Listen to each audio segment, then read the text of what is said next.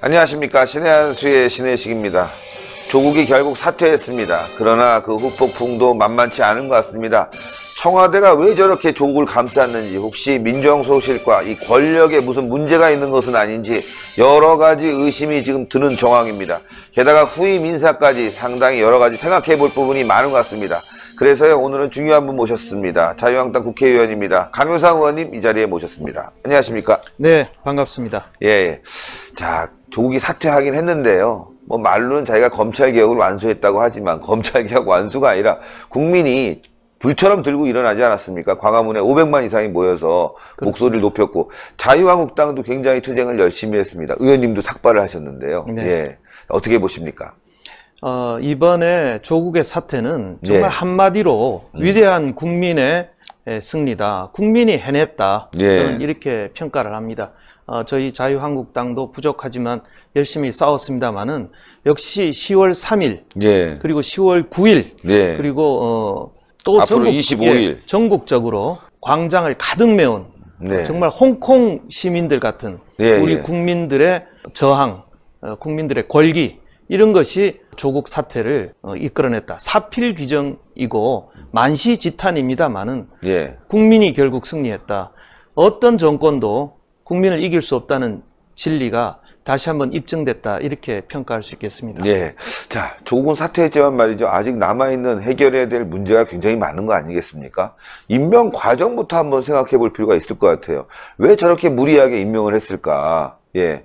뭔가 청와대와 조국과 뭐 뗄 수 없는 그런 관계가 있는 것은 아닌가. 여러 가지 생각하게 할 점들이 많은 것 같습니다. 사실 조국은 어떻게 보면 그 문재인 대통령으로서는 자기가 가지지 못한 여러 가지를 자기를 보완해주는 하나의 보완제 같은 역할을 했다고 생각합니다. 지금 한간에는 뭐 가깝다 뭐 이런 소문이 있습니다만은 이제 크게 봐서 저는 문재인 대통령의 여러 가지 부족했던 어떤 서울의 어떤 중앙 인맥이라든지 어떤 지적인 부분이라든지 뭐 여러 가지 그런 대중적인 그런 역할이라든지 이런 것을 대신해서 해준 것이 조국이었다. 사실 문재인 대통령께서 조국의 그런 가족사라든지 뭐 그런 가족의 여러 가지 흑역사라든지 또 그런 여러 가지 불법적인 축제라든지 이런 걸 어떻게 알았겠습니까?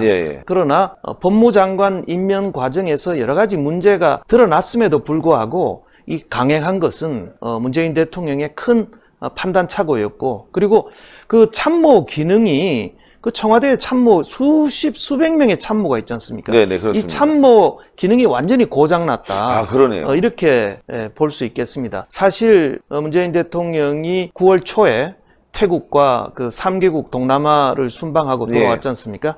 사실 그때 비행기 타고 돌아올 때부터 문재인 대통령이 굉장히 고민을 많이 했다는 얘기가 있습니다. 그래서 뭐 이낙연 총리나 여러 참모들도 반대를 했고, 그런데 귀국 과정에서 어떤 강력한 조국을 지지하는 세력들의 대통령은 임명을 안 하려고 했는데 반대에 부딪혀가지고 결국 임명을 9월 9일 날 했죠.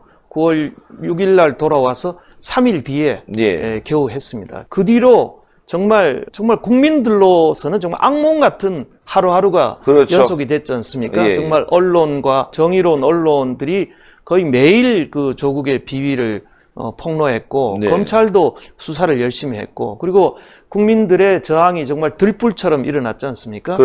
그러면서 문재인 대통령의 지지율이 거의 10%포인트 이상 곤두박질 쳤습니다. 곤두박질 쳤습니다. 민주당도 거의 10%포인트가량 떨어졌고, 저희는 한 5%가량 이제 거의 비슷합니다. 1% 그렇습니다. 차이. 11일 날은 지지율이 일간으로는 역전이 됐습니다. 그러니까 정권으로서는 종합적으로 보면, 기업으로 보면 이 기업이 그냥 부도가 난 거죠. 그러니까, 기업이 부도가 났다. 그러니까 기업으로 따지면 이제 실탄이 현금이 이제 다 고갈돼서 곧 내일 모레 은행에서 이제 부도 선언을 하기 직전이었다. 저는 이렇게 평가를 합니다. 그래서 정권으로서는 정권이 거의 부도날 지경 아닙니까? 갖고 있는 실탄과 그런 자산을 다 썼지 않습니까? 다 그동안 정말 어떻게 보면 길들여 놨던 언론들 다 돌아서고, 그리고 뭐 그동안 자기들의 뭐 아이콘이라고 했던 뭐 유시민, 뭐 공지영 이런 사람들 다 나가서 총알바지 다 했지 않습니까? 지금 거의 상처투성입니다. 초토화됐습니다. 초토화됐고 재기가 거의 불가능할 정도입니다. 예. 중도층 다 돌아섰죠. 다 돌아섰죠. 지역적으로는 호남을 빼고는 다 돌아섰습니다. 다 돌아섰죠. 충청도는 이미 돌아섰고요. 예. 이제 수도권 경기 남부로 해서 이제 벌써 서울로 지금 다 맞습니다. 예, 들어왔습니다. 서울도 지금 역전됐습니다. 광화문에 모인 인구가 예. 대부분 강남에서 많이 가셨다고 해요. 서초 강남 일대에서. 서초 강남 분들은 거의 뭐 예. 주말 포기하시고 그냥. 주말을 거의 광화문에서 지낸 네, 분들도 네. 많고요. 지난번에 그 강남구청장이 민주당이 됐습니다. 민주당이 됐습니다. 정말 뭐 네. 역사상 처음 있는 이런 일인데요. 그만큼 우리 국민들 중도층뿐만 아니라 보수층 일부까지 네네. 문재인 대통령에 대한 하나의 기대가 있었던 게 사실입니다. 네. 그런데 지금은 완전히 이제 그 신뢰가 무너졌다. 네. 그러니까 우리 김영준 교수님은 이것을 통치 실패다. 통치 실패다. 사실 박근혜 정부도 마지막에는 거의 통치 실패가 왔었습니다. 예, 예. 그리고 YS 때 한번 보십시오. YS 때 김현철 사건 터지고 완전히 힘이 빠졌죠. 완전히 정권이 부도가 났고 부도가 났죠. 통치 실패가 나서 결국 IMF 외환 위기를 맞이하는 아주 저희가 불행한 시기를 예. 겪었지 않습니까? 지금 정부도 거의 똑같은 상황이 벌어진 겁니다. 외신에서 벌써 과거 박근혜 정부하고 거의 비슷한 상황을 맞고 있다. 거의 레임덕이 아니라 데드덕, 거의 정치적인 뇌사 상태에 빠지는 것 아니냐라는 네. 이런 평가들을 하고 있지 않습니까? 네, 네. 저는 나라가 그렇게 가서는 안 된다고 봅니다. 예. 그래서 정치적 부도 사태가 생기기 직전에 그래도 문재인 대통령이 조국을 저는 잘랐다. 예. 지금 뭐 조국은 자기가 뭐 가족 때문에 정권에 더 부담을 주기 싫어서 스스로 물러났다고 하지만 저는 그렇게 생각하지 않습니다. 그렇죠. 이미 가족들을 거의 다 포기하면서까지 자기 자리를 지켜온 사람 아닙니까? 예, 그렇습니다. 어떤 신문 칼럼에서는 철면피다. 철면피. 과거 장관 후보들 보면 가족들이 상처를 받으면 가족을 지키기 위해서 본인이 스스로 먼저 그렇죠. 던지지 않습니까? 예. 근데 조국은 정말 30여일을 끌어왔고요. 본인은 스스로 그만뒀다. 청와대도 그렇게 이제 언론 플레이는 그렇게 하지만 저는 문재인 대통령이 불러서 그만둬라. 오늘 아침 조선일보도 보니까 날짜를 3개를 줬다는 거 아닙니까? 했죠. 택일해서 빨리 정리하고 그만둬라. 예. 사실 이제 제가 9월 24일 날 페북에 그때가 이제 맞습니다. 예, 그때가 이제 압수수색이 들어갔던 날입니다. 예, 예. 사실 현직 법무장관의 자택을 검사들이 법무부 장관의 어떻게 보면 포괄적으로 지휘를 받는 검사들이 법무장관의 자택을 압수수색한다는 게 이게 문명국가에서 사태죠. 정말 법치국가에서 이게 있을 수 있는 일입니까? 예, 예. 그때 그만뒀어야죠. 그렇죠. 그때 그만뒀어야죠. 그리고 검찰도 그만두라는 사인 아니었겠습니까? 예, 예. 그리고 청와대도 사태가 이 지점까지 간 데 대해서 상당히 참담하게 느끼고 거의 정리하는 단계로 들어갔다고 제가 들었습니다. 그런데 또 그때 해외 순방이 있었지 않습니까? 네네, 그렇습니다. 미국 갔다 오면서 또 이 기류가 뒤집힌 겁니다. 그러니까 그게 참 의문스럽습니다. 그래서 청와대 내에 저는 강력한 조국 버팀김하는 그런 세력이 있었다고 봅니다. 그 뭐 누군지는 제가 잘 모르겠습니다만은 네. 하여튼 그런 세력이 있어서 문재인 대통령이 계속 결단을 못했다. 그런데 보십시오. 이제는 정치적 부도 상태 그리고 한국당과의 지지율이 역전되는 상황이 네. 벌어지는데 민주당 의원들인들 가만히 있었겠습니까? 그렇죠. 그러니까 온 국민들이 들고 일어나고 권력 내에서도 이반이 일어나고 분열 현상이 일어나는 것을 문재인 대통령으로서는 더 이상 참을 수가 없었던 거죠. 그래서 견디지 못하고 결국 조국을 불러서 그만둬라 이렇게 저는 결정을 했다. 지시를 했다고 그렇게 봅니다. 문재인 대통령의 지시였다. 예, 그러나 그 전까지는 누군가 큰 힘이 작용해서 계속 막고 있었다. 임명 때까지도. 대통령을 이길 수 있는 사람, 전 개인적으로 이렇게 생각합니다. 예. 대통령을 이길 수 있는 사람. 비서도 아니고, 대통령 비서실장도 아니고, 민정수석도 아니고, 그 다음에 정무수석도 아닐 것 같고. 전 제가 개인적으로 방송도 여러 번 했습니다. 이게 김정숙 씨의 영향력 아니냐. 뭐 이런 얘기가 지금 물 밑에서는 많이 나오고 있거든요. 그거 아니면 해석할 수 있는 방법이 없으니까, 조심스럽게 전 개인적인 의견을 시청자 여러분들께 말씀드린 거지만, 의원님이 말씀하신 거를 종합해서 판단을 시청자분들이 하셔야 될 것 같아요. 왜 이렇게 됐을까라는 부분에 대해서, 그 강력한 힘, 참 이게 골치 아픈 부분인데요. 만약에 이 정권이 말이죠, 어떤 특정 세력에 의해서 대통령이 아니라 이렇게 움직이고 있다면 앞으로 더 큰 일이 터지지 않겠습니까? 그것은 지금 말씀하신 그 부분은 언젠가는 이제 훗날 역사가 그것을 이제 진실을 판명해 줄 걸로 보고요. 네네. 저희는 다만 문재인 대통령께서 정말 언론의 그런 따가운 쓴소리, 야당의 또 그런 비판, 이런 거에 대해서 좀 네, 귀를 그렇죠. 여시고 귀를 닫지 마시고 본인에게 약이 되는 쓴 약이다 이렇게 생각하시고 잘 이렇게 균형 감각 있게 정책이나 어떤 중요한 결정을 하신다면 저는 지금이라도 문재인 대통령이 나라를 잘 이끌어갈 수 있다. 저는 이렇게 믿습니다. 그렇죠. 예. 그런데요, 조국은 나가서 또 오늘 이런 얘기를 했습니다. 뭐 언론에 흘러나온 얘기지만 법무부 관계자로부터요. 나보다 더 개혁적인 검찰을 개혁할 수 있는 사람이 나올 거다. 후임자가 있다. 조만간 임명될 거다. 이런 얘기를 하면서 퇴임을 했다고 하는데 저는 황당한 게 자기가 적임자라면서요. 그 후임자도 궁금합니다. 도대체 누군가? 저는 우선 그 조국 교수가 얘기하는 소위 검찰 개혁이라는 게 저는 참 어떻게 보면 정말 헛소리에 가깝다. 헛소리다. 저는 이렇게 봅니다. 왜냐하면 검찰 개혁의 방향을 완전히 잘못 짚고 있어요. 우리 검찰의 오욕은 정권의 신여가 됐던 게 바로 검찰의 가장 큰 문제점 아닙니까? 늘 역대 정권의 권력을 누가 잡으면 거기에 기생했다가 또 권력이 약해지면 권력을 딛고 일어서는 이런 검찰의 오욕의 역사가 반복된 거, 이것을 고리를 끊어야 됩니다. 그래서 저희가 가장 늘 주장하는 것이 검찰의 정치적 중립성을 보장해야 되고 이제 대통령과 검찰은 이제 분리해야 된다라는 것을 계속 주장해왔고 그것이 학계나 전문가들의 공통적인 주장입니다. 그런데 거기에 대해서는 이런 방구 얘기가 없고 오히려 정권의 어떤 검찰 장악, 수사권 장악을 더 강화하는 공수처라는 괴물을 만들어서 자기들의 어떤 직권 연장의 수단으로 계속 활용하겠다라는 이런 참 욕심을 드러낸 거 아닙니까? 그것도 있을 수 없는 일이고요. 그리고 소위 개혁이라는 게 지금 이번에 한 게 뭐 특수부 축소하고 그다음에 뭐 소환, 공개 소환 못하게 하고 피의사실 공표 못하게 하고 뭐 이 정도 아닙니까? 사실 이거는 윤석열 총장이 이미 하겠다고 발표한 것이고 브랜드가 자기 것도 아닙니다. 그리고 한번 보십시오. 왜 이런 것이 왜 자기 가족을 검찰이 수사하고 나니까 느닷없이 얘기한 거예요. 그동안 현 정부 들어서도 그동안 얼마나 고칠 시기가 많았습니까? 2년 반 동안 수많은 박근혜 정부 전 공직자, 수많은 그 보수 인사들이 공개 소환되고 망신당하고 그리고 피의사실 공표되고 그래서 심지어 자살까지 한 분들이 여러 명이 있지 않습니까? 그때는 입을 싹 닫고 있다가 지금에 와서 그것을 개혁이라는 미명 아래 하지 말자. 이게 정당성이 있습니까? 없죠. 순수하지가 않은 거예요. 그리고 피의사실 공표에 대해서 지금 현 정권이 불만이 많지만 지난번 윤석열 특검 때 박근혜 정부 말기에 피의사실 공표를 법으로 양성화를 했습니다. 대변인을 시켜가지고 매일 피의사실을 공표를 했어요. 그래서 여론몰이를 한 거 아닙니까?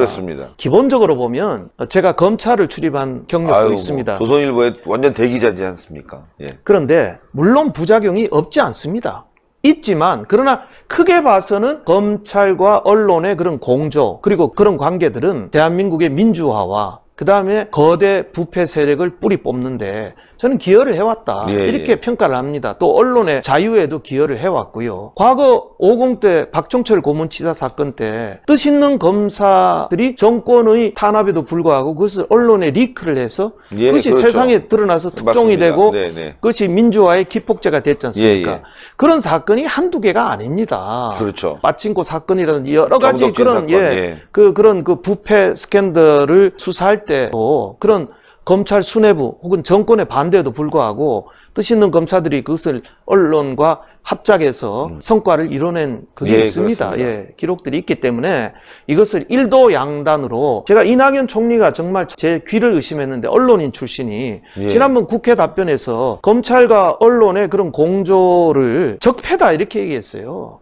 저는 언론인으로서 정말 있을 수 없는 발언을 했다. 제가 그때 사과를 요구를 했습니다만은 우리 사회가 발전하는데 그래도 고쳐가야 될 부분 또 발전해야 될 부분을 일도양단으로 그렇게 적폐다 아니다 이렇게 하는 것은 굉장히 위험한 발상이고요. 그리고 조국이 주장하는 검찰 개혁은 정말 번지수가 잘못된 것이고 그리고 지금 더 개혁적이다라는 사람은 뻔하지 않습니까? 예, 조국이 예. 친한 사람들, 뭐 그렇죠. 한모 교수 이런 사람들 아닌가? 다 예. 이번에 뭐 드러났지 않습니까? 서로 짬짬이 해서 서로 유착해서 서로 인턴 봐주고 맞습니다. 뭐 서로 밀어주고 땡겨주고 했지 않습니까? 그런 커넥션, 그런 기득권 때문에 우리 국민들과 청년들이 분노하고 들고 일어난 거 아닙니까? 그런데 또 그런 비슷한 사람을 또 앉는다, 또 앉춘다, 법무장관으로 검사들이 그 자존심 강하고 우수한 검사들이 그리고 도덕성 강한 검사들이 그것을 받아들이겠습니까? 조국이 얘기하는 개혁이 뭔지 저는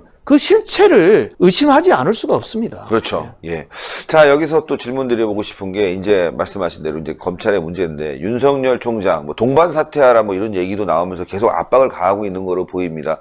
윤석열 총장, 현재까지는 뭐 아주 꿋꿋하게 잘 해왔다고 보고, 앞으로 어떻게 될 건지 궁금합니다. 윤석열 총장의 거취는 전혀 영향이 없을 것이다. 예. 그리고 흔들릴 사람도 아니다. 아니다. 박근혜 정부 때 그렇게 단 고난을 겪었지만 결국 이겨낸 사람 아닙니까? 그렇습니다. 저는 현 정부에서도 숱한 압력과 여러 가지 흔들림이 있지만 꿋꿋하게 자리를 지킬 사람이다. 그리고 소위 공모시 이런 사람들이 지금 윤석열을 정말 비난하지 않습니까? 정말 잘못된 겁니다. 예. 더 이상 검찰을 흔들어서는 안 되고요. 윤석열 검찰이 가는 길이 바로 정치적 중립을 지키는 길입니다. 그래서 윤석열 검찰총장이 가는 길이 검찰의 개혁의 길입니다. 예, 그래서 예. 저희 국민들이 그것을 뒷받침해줘야 되고요. 그렇습니다. 그리고 만약에 이 정권이 무리하게 부당하게 윤석열 총장을 내친다면 광화문에 모인 우리 국민들이 또 가만히 있겠습니까? 아, 그럼요. 예. 도 그래서, 들고 일어나야죠. 있을 수 없는 일이라고 보고요. 예. 지금 윤석열 검찰의 성격상 강직한 드라이브를 감안한다면 지금 조국 가족에 대해서도 엄정한 수사가 있을 것이다. 저는 그렇게 믿습니다. 여기서 말이죠. 한겨레가 최근에 말이죠. 윤석열 총장에 대한 허위 사실을 유포해서 난리가 났지 않습니까? 그래서 예. 최동욱을 만들려고 한다. 제2의 최동욱을 만들려고 한다. 뭐 이런 얘기가 들리고 있는데, 앞으로도 한겨레의 이런 오보 비슷한 것들이 많이 나올 것 같습니다. 이제 제2의 최동욱 하면 이제 최동욱 찍어내기 이런 예. 얘기가 있습니다만은 거기에 대해서는 제가 참 할 말이 많은 사람입니다. 예, 예. 왜냐하면 제가 2013년 9월에 조선일보 편집국장으로 예. 특별 취재팀 5명을 이끌고 예, 예. 최동욱 총장의 혼외자 문제를 약 그건 사실이었죠. 5개월 동안 예. 우리 기자들이 발로 뛰어서 네네. 정말 SNS를 뒤져가면서 예. 취재를 해서 특종을 한 겁니다. 저희는 그때는 이 대한민국 최고 고위공직자의 도덕성 문제를 검증해보자라는 예, 그런 예. 사명감으로 했고요. 사실 그때 청문회 당시부터 최동욱 총장의 어떤 사생활 문제라는 것이 언론에 조금씩 빚어졌습니다. 예, 예. 저희가 거기에 어떤 단서를 잡고 몇 달 동안 계속 추적을 해왔던 건데요. 법의 여신, 정의의 여신 DK가 이 눈을 가리고 있지 않습니까? 예, 예. 그러니까 저희가 그때 이 고민한 것이 최동욱 총장이 당시 박근혜 대통령과 어떤 갈등 관계라고 해서 그렇다면 이 혼외자 문제를 그럼 덮어야 되냐? 사실 고민이 있었습니다. 그러나 그 정의의 여신이 눈을 가리듯 어느 편이든 여든 야든 보수든 예. 진보든 간에 그렇죠. 고위공직자가 있어서는 중대한 도덕성의 하자는 우리 언론이 그 취재해서 밝혀야 된다라는 그런 사명감으로 했고요. 그래서 최동욱 찍어내기라고 하는 것은 그 당시 반대하는 그렇죠. 민주당 예. 쪽에서 제가 표현을 잘못 드렸습니다. 예, 아닙니다. 그런 게 있는 게 사실이니까요. 그런 덮어 씌우는 프레임이다. 그것이 이제 계속 지금 퍼지고 있는데 제가 여러 번 인터뷰에서 예를 들어서 청와대에서 받아준 것을 저희가 썼으면 그런 프레임에 동의를 할 수 있습니다. 그러나 청와대 누구로부터 그렇죠. 최동욱 혼외자에 관한 정보를 들은 바가 없고 어떤 국정원, 어떤 정부 기관으로부터 저희가 흘려준 정보나 자료를 받아서 예. 그렇게 보도하지 않았습니다. 제가 언론인으로서 그렇게 던져주는 그런 그 쓰레기 같은 정보를 받아서 보도해 오지 않았습니다. 저는 예. 그렇게 살아오지 않았습니다. 그래서 저희 기자들이 정말 발로 뛴 그런 취재 결과를 저희가 보도를 했고 그 당시 서재필 언론 문화상도 받으면서 예, 예. 정말 탐사 보도에 귀감이 되는 보도다. 예, 이제 예. 이렇게 좀 평가를 해줘서 감사를 드립니다. 그동안 이제 제가 이제 그런 얘기에 대해서 일일이 뭐 반박 안 하고 몇 차례 인터뷰를 했습니다만은 워낙 좌파 매체들이 기승을 부리다 보니까 그러니까요. 계속 이제 뭐 최동욱 찍어내기다, 뭐 저희가 이제 청와대에서 준 정보다라는 허위 사실들이 유포가 되고 있는데 예. 분명히 다시 한번 말씀드리지만 저희가 발로 뛴 취재의 결과고 청와대 누구로부터 받은 정보가 아니라는 말씀을 분명히 드리고요. 예, 예. 그런 허위사실 유포가 되풀이 되어서는 안 된다고 봅니다. 그래서 이제 한겨레 기사로 다시 돌아가면요. 네네. 이게 이제 한겨레 때 난 일면 기사입니다. 윤석열도 예, 별장에서 예, 접대. 예. 그런데요. 이제 제가 이제 빨간 줄을 쳐주면 그 뒤에 나타난 팩트들이 사실이 아닌 것이 대부분인 것으로 대부분이죠. 예, 네. 판명이 나고 있습니다. 검찰과 경찰로부터 확보한 2013년 당시 1차 수속 기록에 포함된 윤 씨의 전화번호부, 압수된 명함, 다이어리 등을 재검토하면서 윤석열이라는 이름을 확인했다고 돼 있는데 전화번호부, 명함, 다이어리에는 없죠. 윤석열이라는 이름이 없었습니다. 예. 그러니까 이런 오보를 한 거고요. 그 다음에 조사자는 또 강원도 원주 소재 윤 씨 별장에서 윤 총장이 수차례 접대를 받았다는 진술도 받아냈다. 이것도 허위 사실로 밝혀졌습니다. 이런 중요한 팩트들을 한겨레는 완전히 왜곡, 과장, 허위 보도를 한 겁니다. 이런 중요한 이 기사는 사실 여러 번 크로스 체크를 해야 됩니다. 그렇죠, 제가 그렇죠. 편집국장이나 심지어 기자를 할 때도, 기사를 출고할 때도 여러 번 다양한 소스로부터 크로스 체크를 하고 불확실하면 실명을 쓸 수가 없습니다. 그렇습니다. 그런데 정말 한겨레는 정말 용감하게도, 용감한지 만용인지 윤석열 이름을 딱 급한 이렇게 것 같아요. 예, 박아가지고 예. 이렇게 한 것을 보면 이 어떤 정치적인 의도가 깔려 그렇죠. 있는 것 깔려 아니냐라는 합리적 의심을 하지 않을 수가 없는 것이죠. 급조된 보도는 우리 언론사에서 되풀이 돼서는 안 되고요. 안 되죠. 그야말로 중요한 기사는 정말 몇 번 체크를 해서 오보가 나지 않도록 우리 언론인들이 신중한 언론 그 보도 태도를 유지를 해야 된다, 이런 말씀 드리고요. 물론 저도 완벽한 기자는 아니었습니다만은, 그러나 최대한 사심이나 정치적 고려를 내려놓고 정말 공정한 보도를 하겠다는 그런 태도를 좀 유지해 줬으면 하는 제 바람을 우리 현직 언론인들께 정말 전합니다. 예, 조선일보에서 편집장까지 역임하시고 대기자시니까요. 저한테는 엄청난 선배고 말이죠. 또 게다가 이제 국회에서 애국 활동을 하고 계십니다. 예, 여러분들 대구에 계신 분들 열심히 좀 지원하고 성원했으면 좋겠습니다. 예, 강효상 의원님 내년에 꼭 승리해야 됩니다. 여러분들이 지금부터 열렬히 성원해줘야 됩니다. 사실 신의 한 수가 이렇게 되기까지 강효상 의원님의 정보 또 지원이 아낌없이 있었습니다. 여러분들 대구에 계신 분들 많이 좀 성원해주면 신의 한 수도 더불어서 더 잘 되는 거 아니겠습니까? 오랜만에 나오셨으니까요. 신의 한 수 시청자 여러분들께 한 말씀 부탁드립니다. 네, 정말 구독자 100만이죠. 네, 감사합니다. 정말 대단한 기록을 세우셨습니다. 이것은 우리 언론사의 획기적인 이 사건입니다. 정말 언론사의 새로운 장을 열고, 그야말로 과거에 보면 신문의 시대에서, 방송의 시대에서, 그 다음에 이제 SNS로 와서도 이제 페북이다 예. 이런지만, 이제는 그야말로 유튜브의 시대를 연, 유튜브의 지평을 활짝 연 바로 장본인이, 주인공이 바로 우리 신의 한 수입니다. 그리고 감사합니다. 네. 그뿐만 아니라 그 매체력뿐만 아니라 그 내용이 얼마나 훌륭하고 좋습니까? 감사합니다. 모두 어려울 때 입을 닫고 벌벌 떨고 있을 때, 그 좌파의 권력에 정말 입 다물고 침묵하고 있을 때 우리 신의 한 수가 용감하게 그것을 뚫어낸, 전선을 돌파해서 용감하게 우리 대한민국 애국과 보수 우파의 깃발을 든 곳이 바로 신의 한 수입니다. 감사합니다. 정말 이것은 언론사에, 우리 대한민국 역사에 기록될 곳이 바로 신의 한 수고, 저도 처음부터 동참했고 앞으로도 끝까지 예. 동참하고 같이 가도록 하겠습니다. 오늘 말씀 감사합니다. 예, 감사합니다. 예. 예, 여러분들 이제 시작인 것 같습니다. 예, 조국은 사퇴했지만 아직까지 풀어야 될 문제가 많고요. 그걸 힘을 모아서 함께 해내야 됩니다. 광화문에 모인 힘, 그것이 진짜 애국 아니겠습니까? 또 신의 한 수가 열심히 했습니다. 그 과정에서 강효상 의원님이 초기부터 지금까지 열심히 이렇게 신의 한 수와 함께하고 있다는 점, 저는 영광스럽게 생각하고, 이런 애국적인 국회의원들, 정치인들이 많아져야지만이 대한민국이 살 수 있다고 봅니다. 오늘 방송 여기까지 하는데요. 여러분들 대구에 계신 분들 강효상 꼭 기억하시고 말이죠. 많은 성원이 있어야 되겠습니다. 추천 버튼, 구독 버튼 많이 부탁드리겠습니다. 대단히 감사합니다. 네, 감사합니다. 예, 감사합니다. 감사합니다. 신의 한 수의 구독, 좋아요 버튼을 눌러주세요. 구독과 좋아요는 신의 한 수에 큰 힘이 됩니다.